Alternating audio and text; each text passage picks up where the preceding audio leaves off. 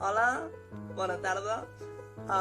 Soc la Ferraz Puertas, tinc 21 anys i vaig estudiar a l'Institut de la Plana. Actualment estic estudiant quart curs d'Educació Social a la Universitat de Girona i estic treballant allà com a becària de la Facultat d'Educació i Psicologia, coordinant tots els graus de la facultat.